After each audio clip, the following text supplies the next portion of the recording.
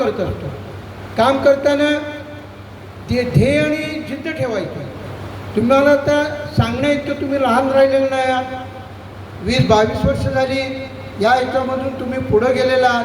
प्रत्येकाला माझं काय बरोबर आहे, काय चुकतं, चूक झाली असेल तर त्याच्यामध्ये नाउमेद न होता आपण ती चूक सुधारून पुढे गेलं पाहिजे. आणि ही जाणीव आत्ता तुमच्यामध्ये आलेली आहे. कुटुंब झालेलं आहे, मुलं झालेली आहेत, मुलांचं शिक्षण आहे. मुलांच्या शिक्षणामध्ये सुद्धा तुम्हाला लक्ष घालायचं आहे.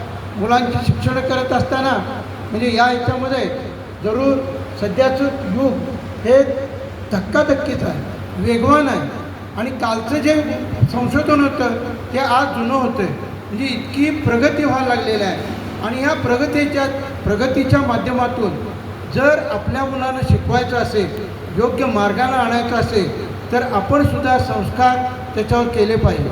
आपल्यामधले संस्कार एखाद्या वेळेस कमी असतील तर अधिकाधिक संस्कार त्याला देण्याच्या दृष्टीनं, कारण पुढची पिढी जी आहे मुलांना आपण स्थिर करायचं असेल तर आपण सुद्धा आत्तापासूनच त्याच्या वेगाच्या मर्यादा वाढवल्या पाहिजेत.